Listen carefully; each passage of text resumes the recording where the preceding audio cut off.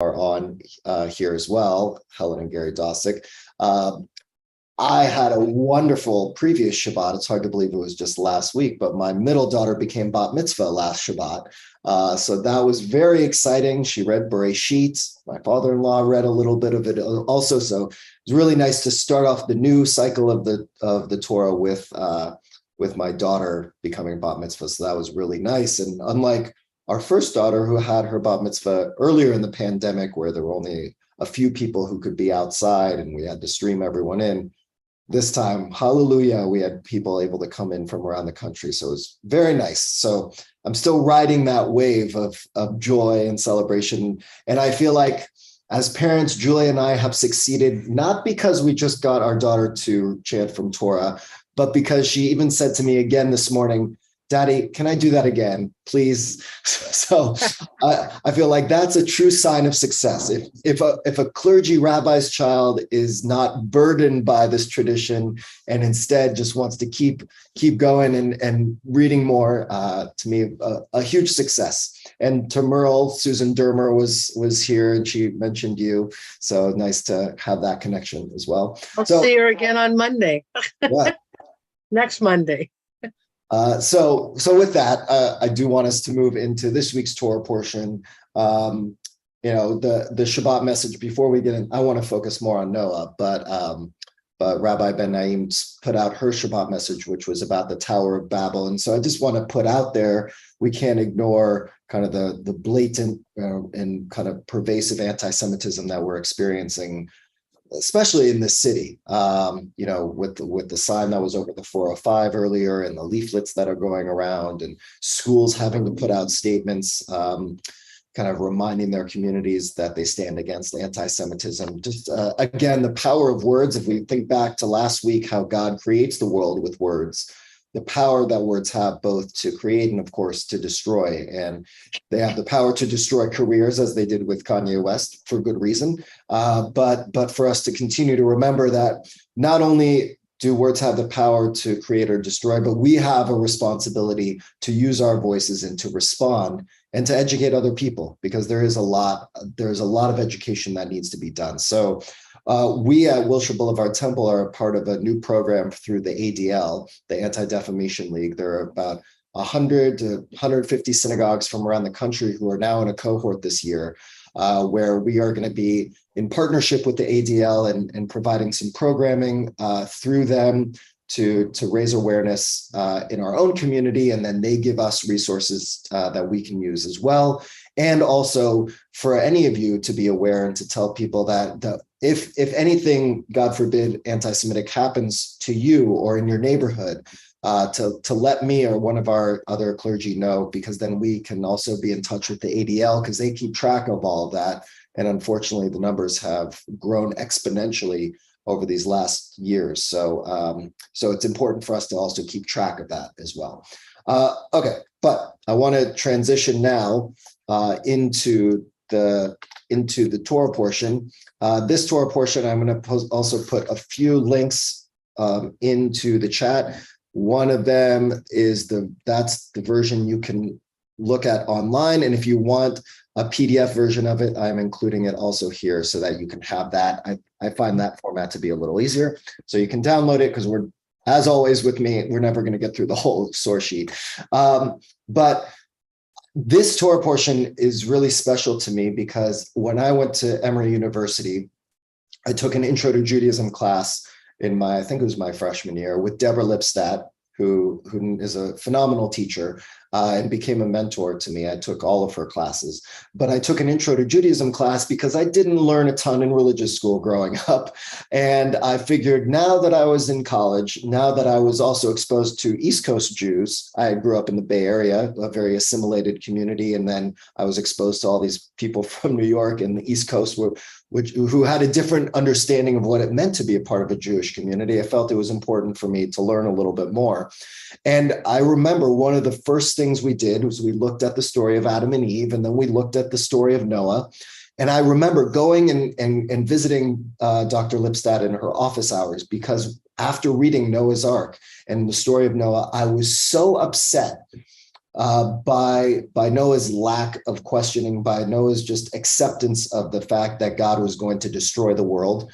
And I was really confused by that and felt like that was the antithesis of what it meant to be a Jew. And so I remember going to Dr. Lipstat's office hours and having this great conversation with her, where we really started discussing free will and the concept of free will. And if we go back and think about the story from last week with Adam and Eve, this idea that God does not pull the strings, so to speak, of Adam and Eve. They have their own free will to decide whether or not they are going to eat from the fruit of that tree. And of course, they end up doing that.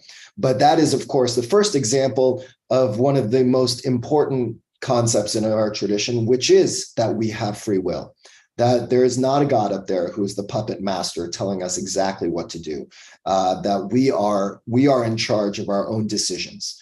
And so I felt that on the tail of that story, to then come to this character, Noah, who God says, you know what, I'm going to destroy the world, which is problematic in itself.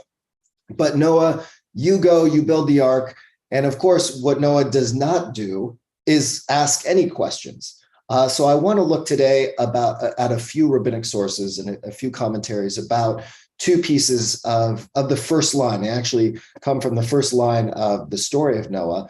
So I'm going to share that. And I want us to look at two different sections of Genesis 6:9 and some interpretations of that. And then I want to go after that to the end of the story once the flood has already happened and what happens after the flood, because that's also something that we don't talk about enough, about what happens after Noah gets off the ark. So that's my goal today, is for us to cover both before and after, not necessarily the middle part when they are on the ark itself. Okay, so I want to start off with this first line, which is, this is the line of Noah. Noah was a righteous man. He was righteous or blameless in his age or in his generation, depending on the translation. Noah walked with God.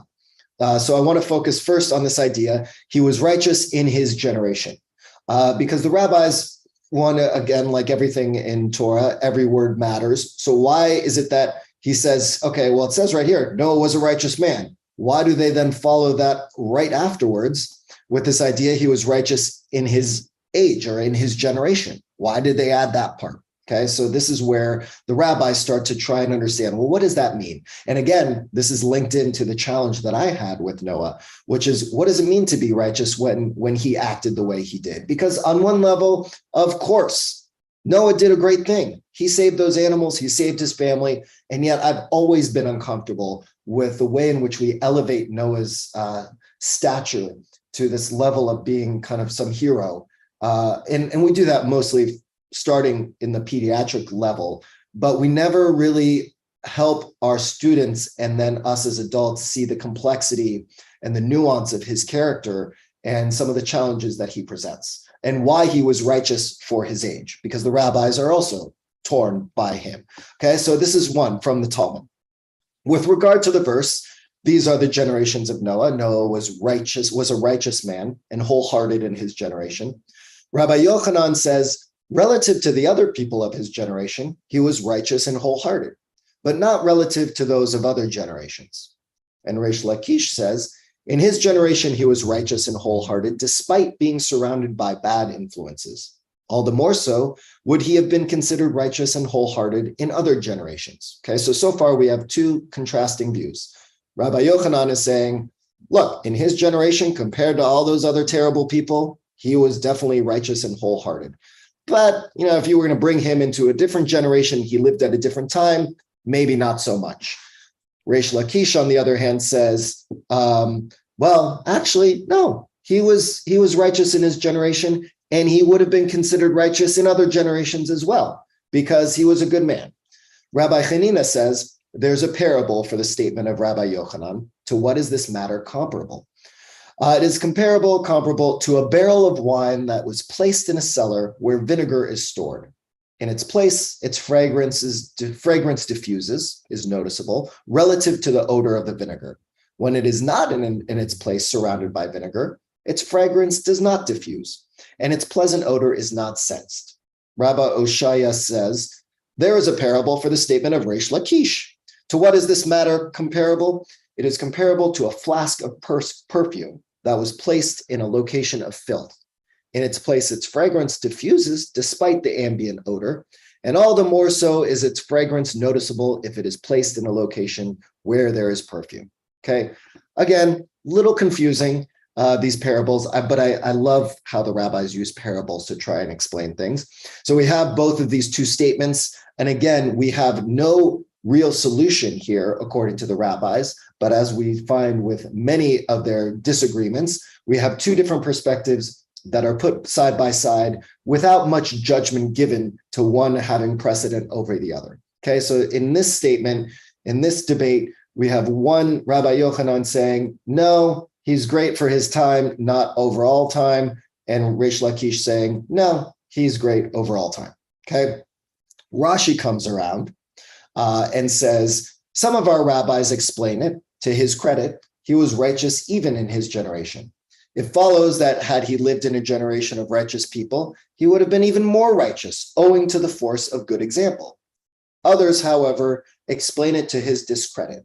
In comparison with his own generation, he was accounted righteous, but had he lived in the generation of Abraham, he would have been accounted as of no importance. Okay, so he brings up Abraham, which we're going to get to a little later, because there's a lot of compare and contrast between Abraham and Noah. The rabbis seem to focus on their relationship and their two characters as compare and contrast. But Rashi seems here to kind of just be summarizing what we saw right up above, right? He makes reference to Sanhedrin, which is this passage right here. And then then we'll pause for some thoughts in a minute. But the Zohar says, when Noah, on leaving the ark, saw the destruction wrought on the world, he began to weep, saying, Lord of the world, you art merciful. Why have you not pitied your children? And God answered him, foolish shepherd, now you implore my clemency? Had you done so when I announced to you the flood, it would not have come to pass. You knew that you would be rescued and therefore did not care for others, yet now you pray. So now this passage is a much more harsh critique of Noah, right? This one's saying, really, you know what? Noah only was looking out for himself. And now that he's survived and he's on the other side, now he looks at what happened to the world around him and he says to God, oh, God, why did you do this? And God's response is, well, actually, if you had spoken up earlier, maybe the flood wouldn't have happened at all, right? And we can compare this to what's going to happen a little later with Sodom and Gomorrah and Abraham. Again, that contrast between these two characters. But we have a real lesson here that our tradition is trying to teach us with God's response and Noah's action or lack of action, right? It's so easy for us sometimes to look back at something that already happened and say, God, how did this happen? Why did this happen? And what this text seems to be suggesting is, well, actually, we have a lot more power to influence the actions of the world than we may think. And it's a lot easier to look back and say, well, we could have done this. But here, according to this passage, is if you do speak up, if you do have the bravery enough to speak up in the moment, well, maybe things could be changed. And to go back later on and say, why did this happen is not the way we should be approaching things. Okay. Last one, and then I want to open it up for any thoughts on any of these passages. I like this one too, because again, they use a parable. Genesis Rabbah. There was a disagreement between Rabbi Yehuda and Rabbi Nehemiah. Rabbi Yehuda said, in his generation, he was considered a righteous man. But if he would have lived in the generation of Moses or in the generation of Samuel, then he wouldn't have been considered a righteous man. In a market full of blind people, the one-eyed man is called clear-sighted. There's a story of an individual who opened up one barrel of wine and found it had turned to vinegar. And the same thing with the second barrel. The third barrel he found to be only sour, and so he took it. And the other said to him, that barrel is sour. And he answered back, is there any better? Rabbi Nehemiah said, if he was considered a righteous man within his own generation, then surely he would have been considered a righteous man had he lived in the generation of Moses or Samuel. This could be compared to a tightly closed flask of expensive perfume placed within a graveyard that still produced a pleasant smell, not the graveyard, but the perfume. If it was outside the graveyard, it would produce a smell that much better. This could also be compared to a virgin that frequented a marketplace of prostitutes and she didn't receive a bad name. How much more so if she was among better company? Okay, I just love that those two little stories that they share here. One is, well, I mean, you know, that bottle of wine, okay, it's vinegar, but it's the only good thing, so might as well drink it. And the other argument is, well, if you put something good in a really smelly bad place, it's still going to smell pretty good, but you take it out of that smelly place, it's going to smell so much better, right? So these are two, again, these are all examples, except for that one from the Zohar, that really are, there's this tug and pull about, well, when it says he's righteous, should we imagine that Noah's actions here are righteous enough to put him on par with some of the other big players throughout the Torah? Or is he just the only one available and he was just the best option at the time? And therefore, we should give him credit for living in his time, but he would never really be so great of a guy in any other generation. So I'm curious what people think, and your own interpretations of the story, your own thoughts on these. Which version of Noah speaks to you? Is righteousness, is it universal or is it limited to his time? Rebecca. I want to address the Zohar because in the beginning it says Noah walked with God. So there was some special consideration to Noah that he did walk with God. But yet the Zohar is saying that he's being foolish. However, it seems like there's a power struggle going on in the Zohar interpretation, where Noah is walking with God and doing what God has asked him to do in terms of building the ark. And then now God is saying you're foolish. It seems to me, at least in my own experience, when I've been up against someone that has more authority than me, you can try to butt your head against that person, but it often, at least in my case, doesn't work so well. So I hope that made sense. Yeah. You're saying that it seems to be somewhat contradictory or challenging that the text from Genesis 6:9 says, well, he was not only righteous, but he walked with God. So he clearly did what God asked him to do. And yet now, according to the Zohar, God is saying, no, that wasn't good enough. Like, why are you complaining? Right. So he followed orders. What's wrong with following the orders? When God is telling you to do something, who are you to question that per se? And yet the Zohar seems to suggest that Noah missed something, that following the orders wasn't enough. That doesn't seem like that was fulfilling enough. Merle, then Claudia, then Susan, then Gary. So what I'm seeing, I mean, I've been questioning since I was in Sunday school. I probably drove the rabbis and my teachers crazy because I still don't see what made, I have that yet to see what made Noah so righteous. So I look at all these definitions and all the definitions that I've read at home. And all it says to me is everybody has their own opinion. And I mean, I'm not trying to be negative about his righteousness, but I still don't see an answer. I mean, I can go tonight to services and ask our rabbi, okay, what made him so righteous? And he'll look at me like I've gone off the deep end, because I don't know that the one righteous thing to me is that God told him to build an ark and save all these animals, and he did it. I mean, isn't that a pretty significant thing to do?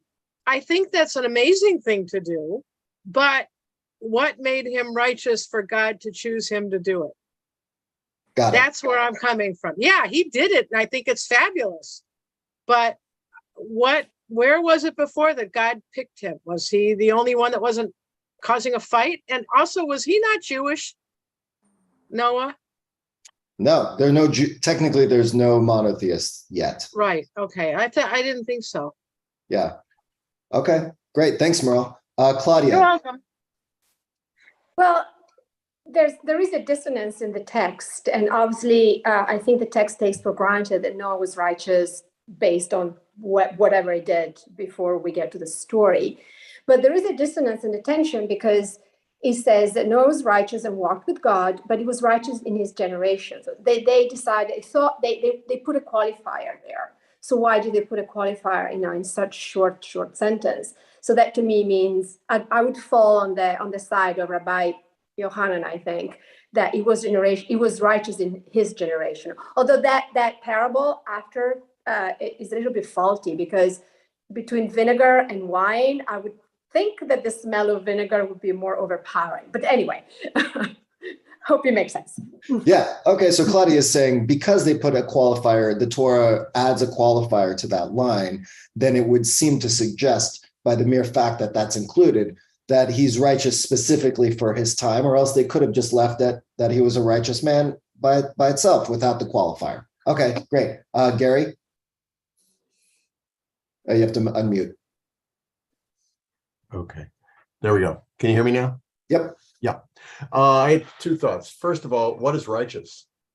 I don't know what righteous is. I mean, there are degrees probably of righteousness, and maybe that's what the sentence thereafter is saying. You know, you can't look at things in absolute terms. Certainly, that is apropos for what's going on in the world today, that we should not be absolutes. The other thing that sort of strikes me is that he said Noah walks with God. When you're a parent, who walks with you? It's your little child that walks with you. As the child gets older, the child hopefully will begin to walk in front of you. So the fact that he walked with God and not in front of God, Abraham, for example, I think walked in front of God, because he questioned the Sodom and Gomorrah killing that God was going to do. Great. Well, and you're getting a little ahead. We're going to get to that walking part a little later. So we're going to see some of what you're suggesting. And in terms of the first piece, the word in Hebrew is tzaddik, right? And so what? Yes, what is righteousness? And I think in this case, as is the case in many parts of the Torah, we get the word, and then what it comes after is supposed to help define what that word is. So the righteousness of Noah, is it what came before the story that is what makes him righteous? Because we don't really know anything about his life before the story begins. Or is he righteous because of all the actions he takes in order to do what God says? And is that what righteousness taking and doing what God has asked you to do, or what it takes to save as many people as you can, if you want to read it that way? You know, there are a lot, again, there's not one answer here, but what you're bringing up is his righteousness based on how he's going to act in the story, or is it what led him to this point that made him righteous? And that's what we need to be thinking about. Okay, thank you, Gary. Anne, and then Penina, and then Donna. I guess I wonder as I read this whether or not he felt that he was serving God or honoring God by not asking questions. Tell me more. Well, it seems to me that he might not have. I mean, I do believe that he should have been asking. So if I take myself and put myself over there and stick myself inside his skin, I guess I wonder if he just was following, he felt it was his way to be holy, to be more in reverence of the order that he was given, as opposed to just being ignorant enough or not wanting to do anything. That was his way of serving.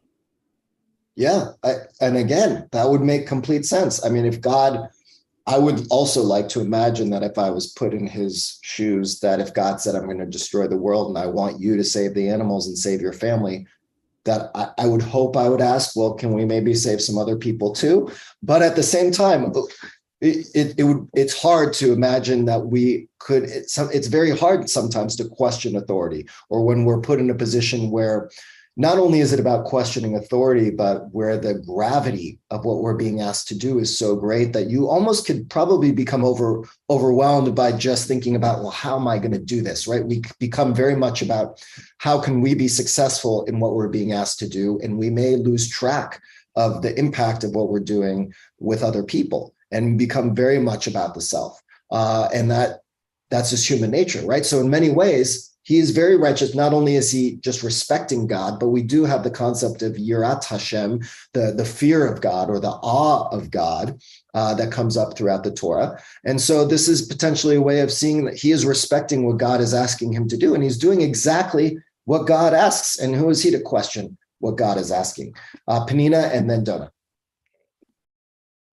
So I'm looking at two things. First of all, I don't remember exactly where and what name, but the story was taken copying a folk story that was going around and within the story writers or the people who wrote this there. I don't know if exactly the name of the person. I don't know if it's Gilgamesh or maybe somebody else, but I have to do a little bit more research into it, which I did at one time. I just don't remember the name of the hero.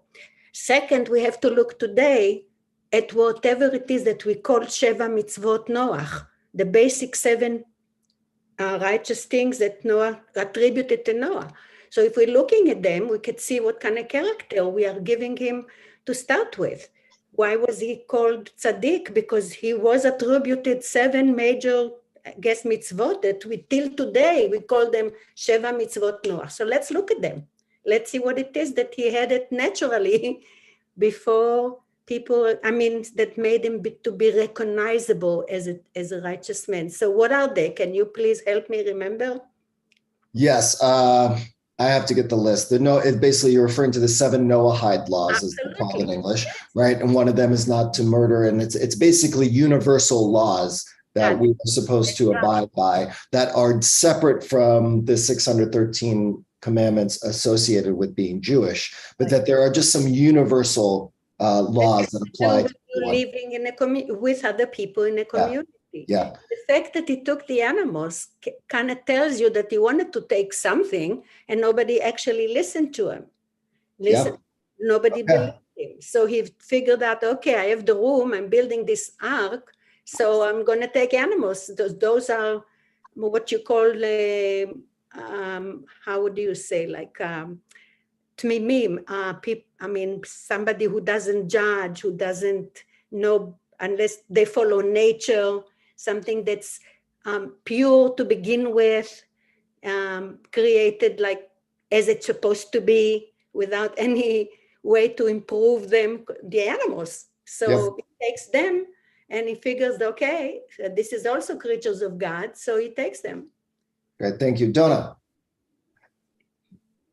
Thank you, Rabbi. I have a totally different analogy I want to bring forth about being righteous and to deny today's anti-Semitism, what Mr. Lovett did at CAA, Kanye West. We need to be standing up for the Jewish community, for our brothers and sisters, our family, and be brave in our music and what we say, and not apologize for being Jewish. Don't let this fear overtake us, and do what's right. And it's like Noah was like, why didn't you speak up and save the world, talk to God? Now we're supposed to speak up. And now we're supposed to do something to make a difference. That's what I wanted to say. Great, thank you. And that is one of the main differentiating factors between Noah and Abraham, right? Because there is another story of destruction where God comes and says, I'm going to destroy Sodom and Gomorrah. And Abraham there questions God. Right. And that's one of the big differentiators that is used to say what makes Abraham both Jewish and the epitome of a Jewish conscience is that he questions God and goes after his moral compass. There's a great book by Rabbi Harold Schulweis all about Jewish conscience. And so I don't remember the exact title, but it's a great one. Okay, I want to keep going. Let's move on. Okay, wait. Okay. Now, back to the same line, but now focus on that last part. And this is where we get a little bit of contrast and comparison to Abraham. Again, it says, this is the line of Noah. Noah was a righteous man. He was blameless in his age. Noah walked with God. And we have the same phrase come back a little later in Genesis 17, where when Avram was 99 years old, Adonai appeared to Avram and said to him, I am El Shaddai, walk in my ways and be blameless. And so the rabbis wonder, is this the same kind of walking between Noah and Abraham, or are they different? And so we have a few different interpretations, of course. So the first, Rashi says Noah walked with God. In the case of Abraham, scripture says, God before whom I walked. Noah needed God's support to uphold him in righteousness. Abraham drew his moral strength from himself and walked in his righteousness by his own effort, right? So according to this, Noah needed God's support in order to, quote unquote, walk or do what he had to do. Whereas Abraham was able to be self-sustaining. He was able to walk in his ways, didn't necessarily walk with God, but used God's knowledge, God's power in order to bring his own moral strength and to walk in righteousness by himself. Okay. So that is a theme that comes up in a lot of these, as Gary was referring to, right? This next one, with God walked Noah.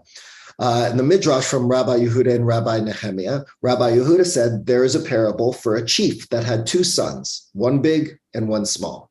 The chief said to the small son, walk with me. And he said to the big son, go and walk before me, right? So the idea, again, when you think about children and parents walking with children, when your child is really young, you hold their hand, you walk with them to support them, to make sure that they're not going to trip and fall, and that they can have your support along the way. And also as they're learning to walk themselves. And then as the child gets older, as those of us with children know, they tend to walk in front of you, right? And you watch them from behind as they start to both literally and figuratively go out into the world. And so Noah is the precursor to what Abraham then becomes, which is a righteous person who is able to own that righteousness, to own his conscience in a way that Noah himself isn't yet able to do, right? That it's not that Noah is bad. It's just that Noah needed a little bit more support. And so maybe according to these interpretations, it's not that we should judge Noah in a negative way. He still does great things. He's just a younger version of Abraham. He's just not as developed in his moral compass or in his own, I guess, his own pride of character, his own ability that in a way that Abraham is. And then Martin Buber says, in reality, Noah and Abraham were selected for different roles. Noah was picked for survival. Abraham was picked, like Isaiah and Jonah, to go before God in order to convey the word of God, a mission that includes others. Noah's fate is bound to being the sole survivor of his generation, but Abraham's fate goes beyond his time, toward history. Abraham's faithfulness is God's hope, not only because of what Abraham was Bedorotav in his generation, but more significantly because of what became of his descendants. Okay, so according to Buber, we can't really even compare them. They have different missions. Noah's job was to survive, and he did that, and he did it well, and he followed God's commands. He built and he saved the other animals, and so he fulfilled his mission. Abraham's mission was not the same. Abraham's mission was not just to survive. Abraham's mission was to create basically a legacy that could be passed down for generations to come. Noah was not charged with that. So, in that sense, it's almost as though this text and these interpretations are to teach us about, well, how do we think about our own role? And many times, yes, it might be nice to have a legacy that lives for generations to come, but the reality is the majority of us are not necessarily going to be changing the world to the degree in which people are going to remember our names hundreds and hundreds of years from now. But is that wrong? Or is it okay to have a mission that is about not only surviving and thriving in your life now, but is that an okay mission in life, to just do the best in what you can do in this world, in this time, and that's good enough? Or is this story trying to teach us that isn't good enough, that the Jewish way is the Abrahamic way, which is, no, we have a responsibility to not just think about surviving, we must survive, but surviving for survival's sake is not the mission. The mission is to be able to create a legacy of a value system in our own lives, but also to pass down this Jewish value system from generation to generation. That is the mission. It is not I'm going for the legacy. Yeah, I'm going for the legacy. you're going for legacy. I Okay. gotta go, everybody. I have to say goodbye. Shabbat Shabbat shalom. shalom, Donna. Thoughts on any of these, this idea of walking and comparing and contrasting Abraham and Noah to one another? I have a question. Yes. Hi. Well, I'm sorry if I sound heathenist, but Adam and Eve it's all parable, okay? Because if Adam and Eve were truly the only two people on earth, we'd all be inbred and we'd be dead, okay? Same thing with Noah. If he only saved his family and they were the only humans left on earth, we'd all be inbred and dead. So these are clearly parables intended to teach us lessons. Yep. And, I think the lesson from Noah, from what I'm hearing from you, is yes, do what you're told, but always ask why. Abraham didn't have to ask God, why are you telling me to kill my only son? Because he was smart and evolved enough to know that this was a test of his loyalty and faithfulness to God. I mean, it doesn't take rocket science for that, right? But Noah should have asked why. Why God? Why only me? And maybe that would have led to a conversation that maybe could have softened God's heart, changed his mind. That's, I think, the point. And the angel interfered and intervened with Abraham to spare him because he proved his loyalty, right? But Noah didn't ask why because he didn't know why. He should have asked. That's our lesson, like you said. Great. Yep. That is a great interpretation. I'd push back on the Abraham story of the Akedah, the binding of Isaac, only to say that there's still conflict there in whether or not Abraham passed the test, because some would suggest that he failed by not questioning there when earlier in that Torah portion, he questioned Sodom and Gomorrah being destroyed. So that maybe we're getting at Abraham's challenging pieces of his own identity when he doesn't question the fact that his son is going to be sacrificed. And yet we can also read it as a sign of his faith, right? But in other words, yes, I am agreeing with you. And it continues to be, even in Abraham's life, we have these moments where he doesn't seem to always, I don't know, is he always making the right decision, or is he also in conflict? But great, yes. And of course, we have to read these all as parables, as stories, right? We're not supposed to read these stories literally at all. Right. Merle, and then Rebecca, and then Penina. I'm just thinking about, this is a parable, I guess, about, you hold your child until they walk, and then when they walk ahead of you. And I'm thinking, no matter what their age, they still come back and need your hand for things. I mean, my daughter's 44, but we're going through some stuff that the whole family is having a hard time with. And we have these long discussions every day about where is this issue with one family member going. And so I'm thinking that the whole Abraham thing is, even though Abraham might have made mistakes, he does need to go back to God to say, where did I screw up? What did I do wrong? Might not have been him that did wrong, but you no matter what your age is, even though you think you can walk ahead of somebody, you still need somebody's hand to hold to get the answers you need.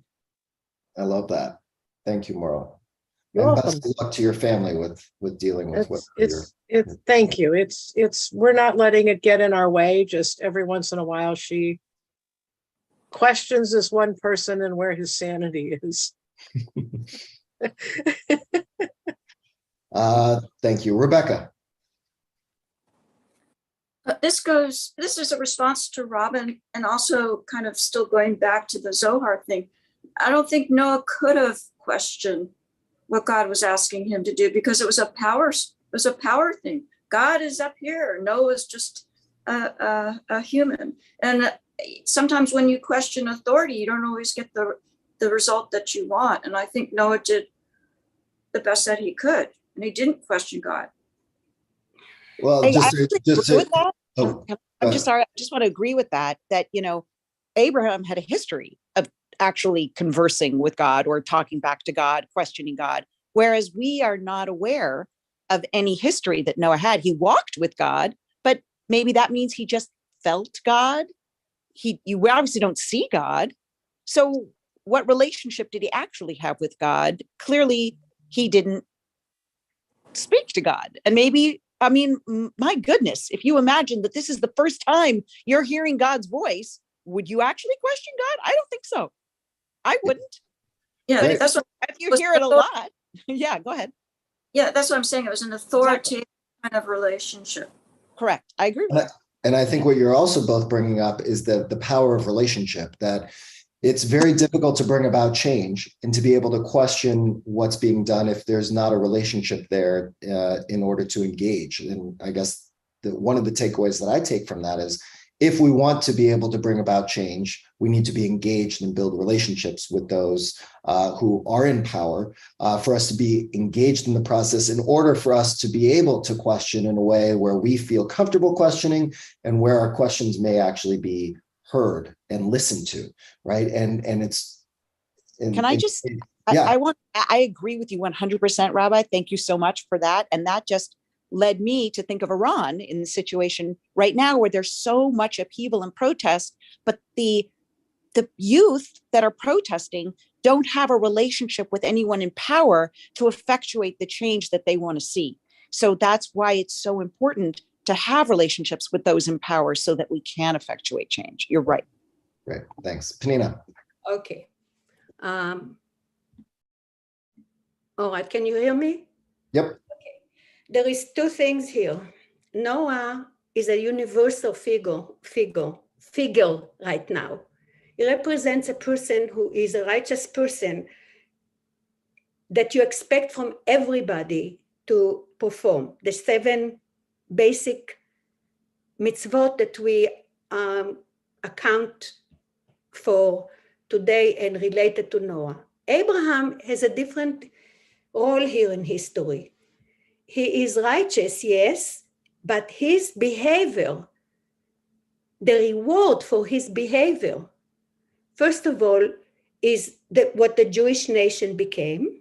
He was the father, the beginning of the monotheism, literally, or the Jewish God, what you want to say. And the reward for being a tzaddik, believe it or not, it was the land of Israel. He said, Lecha eten et haaretz azot. I'm going to give you this land. And why? Because it's supposed to be the result of his being righteous. He differentiated himself from the people in Ur Kasdim, which were paganism in their worst practices, including sacrificing people, humans. So he's promised this, do this, do this, do this, and his behavior was supposed to get a reward for it, and that was the reward. Lecha eten et haaretz azot. I will give you this land. So being Jewish people living in the United States and probably in the rest of the world, a lot of times people kind of like, I don't know if it's feeling, I don't know how to explain it, and I'm very careful about using the word of what we're feeling because I don't know what people are feeling. I can only know what I feel, right? So it's very hard to say that you behave because you do, because of this and this and this is what your behavior is. That's wrong to say. But I always feel that people avoiding this to be more comfortable about themselves being where they are.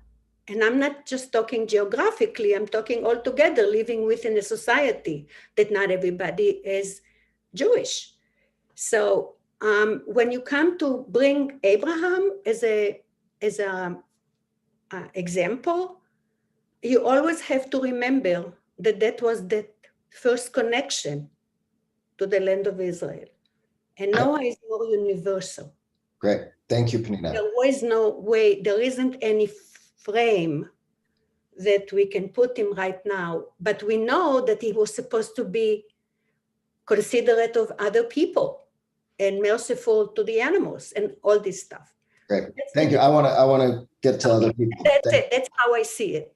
Great. So you have to always follow the Bereshit. This is where we're getting all our ideas and all our deductions and all this, I would say, the frame that we... Okay, I'm moving on. Helen and Gary. All right. Okay, one other thing, and that is there are different stages of learning. When you first start learning, you're asked to memorize a bunch of things. And just as, for example, in medical school, you have to learn all the nerves and all the muscles and various other things. And that gives you a certain amount of power. But later on, you find that you need more information. So then you learn guidelines for how to manage a certain illness. And as long as people fit within the guidelines, you can basically do what you're told. However, you come across someone that does not fit in the guidelines, then you need to be able to work independently and try to figure out an answer to the question. And that requires a lot of experience and a lot of knowledge. And I think that Noah just wasn't there. Noah was at the point where you teach him a certain number of things and you say, this is what you have to do. And if he does it, he's righteous. He's doing all that he can. But later on, Abraham is like, I wouldn't say he's like someone with a PhD, but PhDs are supposed to be able to work independently, and that's what Abraham can do. Great. I love that. Thank you. Okay, I want to get in our last 10 minutes or so to what happens at the end of the story. What happens when, after Noah saves the animals, they finally get to dry land. They get off the ark. I'm skipping a section which I do recommend you go back to, which is, and I'll just reference it really quickly, which is this idea that God says the devisings of the human mind are evil from youth. I think this raises a lot of questions about what is the Torah suggesting in terms of human nature. Are we innately good? Are we innately evil? How do we deal with this concept of Yetzer Hara, Yetzer Hatov, the evil inclination, the good inclination? We don't have enough time to go into that, but I suggest that the story does bring that up.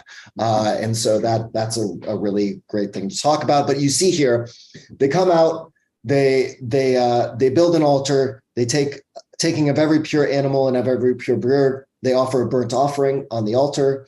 That, of course, brings up the question, why would they save the animals just to then sacrifice them to God? But besides that, we get after this part where God appreciates the pleasing odor of the barbecue, we get to what Noah does next. Noah, the tiller of the soil, was the first to plant a vineyard. Right, so the first thing he does after he offers the sacrifice to God is he plants a vineyard. He drank of the wine and became drunk, and he uncovered himself within his tent. Ham, the father of Canaan, saw his father's nakedness and told his two brothers outside. But Shem and Japheth took a cloth, placed it against both of their backs, and walking backward, they covered their father's nakedness. Their faces were turned the other way so that they did not see their father's nakedness. When Noah woke up from his wine and learned what his youngest son had done to him, he said, "Cursed be Canaan, the lowest of slaves shall he be to his brothers." And he said, "Blessed be Adonai, the God of Shem, let Canaan be a slave to them. May God enlarge Japheth and let him dwell in the tents of Shem, and let Canaan be a slave to them." And Noah lived after the flood 350 years, and all the days of Noah came to 950 years. Then he died. It's a rough ending for this guy. And of course, this is not something we ever teach our kids, though I do teach our fourth graders and Bowerman and fifth graders this part of the story, because I do think it's important. After all of this that Noah has done, this is how he goes out.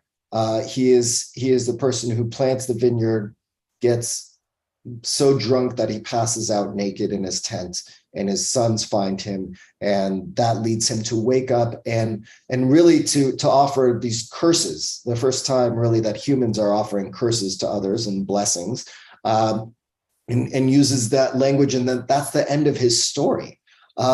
And for me, the reason that I want to bring this up, and the reason why I think this is a really key part of the story, is not just because it starts to question his righteousness, but I think it really is a response to what we have to imagine emotionally and psychologically Noah has just gone through.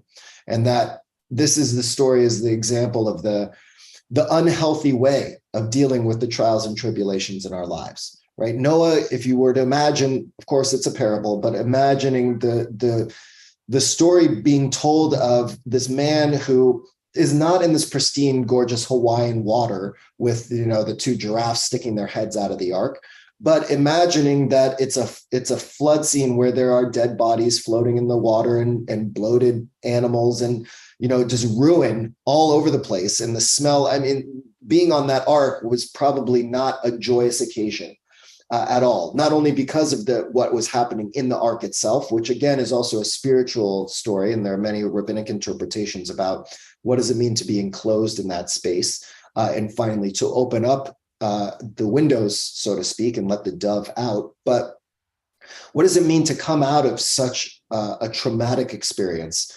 And in Noah's case, he does what many have done for centuries and continue to do today, which is to drown themselves in all kinds of things. That one response to the challenges of our lives are to really find ways of blinding ourselves and closing off ourselves to that trauma. And as a result, what it does to Noah is it leads him both to be embarrassed and to end his life in really broken relationships with the people who he just saved and who helped save him. Let's be honest, we could imagine that they had to work together in order to get through that trauma. And so to me, it's a really important lesson that we have towards the very beginning of the Torah about the various ways in which we can respond to the challenges we face in our lives. And it's a warning. It's a warning already about addiction right here towards the very beginning of the Torah. And I think that shouldn't be overlooked. And it's not a part of Noah's story that we tend to focus on. We focus on him saving all the animals, but we forget the trauma that comes with people who go through really traumatic things. If we think about PTSD, we have Veterans Day coming up in a few weeks.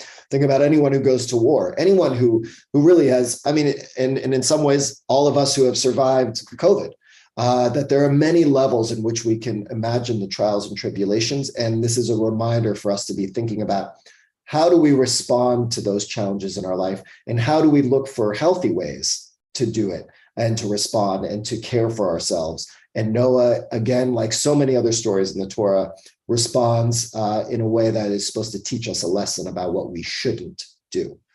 So any responses, thoughts about this part of the story?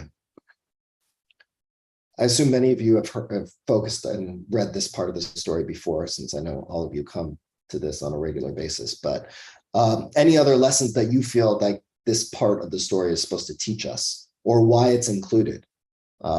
They could have just skipped this entirely, right? It does seem like a kind of a random thing to include. Merle? No matter what age you are or where you are in your life, Jewish, non-Jewish, whatever, we're always going to have challenges. And the part, what you just said about we have to find healthy ways to respond to the challenges, I think that's something that's ongoing from the time we're a child. Learning to walk is a challenge. Learning to feed yourself is a challenge. And then you become an adult and you have children and your children are a challenge. And I think that no matter what we do, you look at the world we're dealing with now, things are challenging. And what I didn't realize until this discussion today is really what this is supposed to tell us, that we have to figure out ways to deal with it all. Thank you. Okay, I want to just there's one more thing I want to show you on here. And first, one response, which I love the rabbis and what they come up with. When Noah was about to plant the vineyard, Satan offered him his help, for which he was to have a share in the produce. Noah consented. Satan then successfully slaughtered a sheep, a lion, an ape, and a hog, fertilizing the ground with their blood. Satan thereby indicated to Noah that after drinking the first cup of wine, one is mild like a sheep, after the second, courageous like a lion, after the third, like an ape, and after the fourth, like a hog who wallows in mud. Right. So I just love that the rabbis use this to try and teach us a lesson about, drink in moderation. Don't end up like a hog or an ape, right? So just a little thing about that. One last thing I want to point out, This is for you to just look through on your own this Shabbat. There's a book by Richard Elliott Friedman called Who Wrote the Bible? It really goes into the idea, this hypothesis that there were different authors, different sections of the Torah. And that one way to indicate the different authorship was based on the word used for God, Yahweh versus Adonai versus Elohim. And what we find, and what he does in his book and what I've laid out for you here, is after these first couple lines, 6 and 7, what we have are two somewhat contrasting versions of Noah and the ark that are blended together. For example, when we mostly think about Noah's ark and we think about the animals that go into the ark, we usually think that from every kind, 2 of each shall come to you to stay alive, right? That's one version. But if you look down, every pure animal, you shall take 7 pairs, male and their mates, and every animal that is not pure, 2, a male and its mate, right? So already we have in these 2 versions here, according to the authorship being based on the name of God, Adonai versus Elohim used in the bold, we have some differences that we find. We also find a difference in how long the flood lasted, the way in which humans are referred to. So again, to me, we can look at this from a historical perspective, that the Torah is really a blending of voices, a blending of perspectives that have been brought together. But I think it also teaches us a nice lesson about that a memorable story, a memorable teaching is one in which that takes some various versions of a story and blends them together into one that can really teach us the lessons that are going to be contained and held by us for a long time, right? That there are many voices out there that just like in life, our stories themselves are blended voices, and that we should be aware of kind of as with all things, as we find in the Torah and mostly in the rabbinic voices, that it's those blending of the voices together, sometimes contradictory, sometimes debating, that when they come together, that's when you get the full picture, is when you have the multiple voices heard. So with that, we're going to end. I wish all of us, just like God offers that rainbow at the end of the flood, that not only this Shabbat that we find peace and beauty, but that we really can continue to try and work in this world to use our voices, to speak up, to use our righteousness, to use our skills, to walk ahead, to walk forward, and to help others to have the strength to walk not just beside, but to be leaders in making this world a better place. So thank you all very much. And Thank you. Shabbat shalom. Shabbat Shabbat shalom. shalom. Thank you. Thank you. Bye. Shalom. Shabbat shalom, everybody. Shabbat shalom. Shalom. Thank you so much. Shabbat shalom. You know.